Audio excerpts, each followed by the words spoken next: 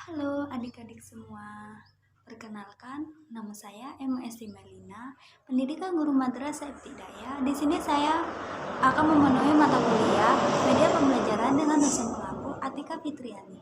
Di sini saya akan mengambil materi kelas 6 SD dengan berjudul bencana alam, yang dimana bencana alam tersebut yang terjadi di Indonesia. Yuk simak video berikut ini.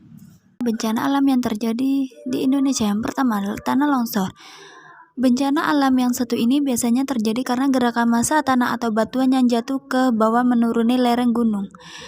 Bencana tanah longsor ini juga termasuk dalam bencana alam yang sering terjadi di Indonesia. Bencana alam yang kedua adalah tsunami.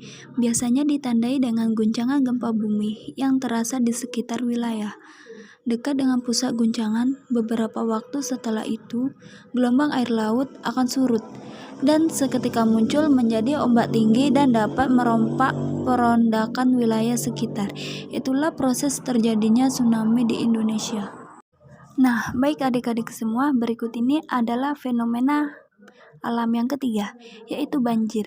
Banjir ini disebabkan oleh curah hujan yang tinggi sehingga bendungan air di suatu wilayah tidak dapat menampung, kemudian meluap. Bukan hanya itu, banjir juga bisa disebabkan oleh peresapan air yang di suatu wilayah yang buruk.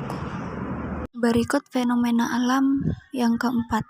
Bencana alam gunung meletus pun pernah terjadi pada Gunung Merapi di Yogyakarta. Bencana ini terjadi pada tanggal 26 Oktober 2010 silam. Bencana itu pun menelan 353 korban jiwa akibat awan panas, yang termasuk diantaranya Mbak Marijan yang disebut sebagai juru kunci Gunung Merapi.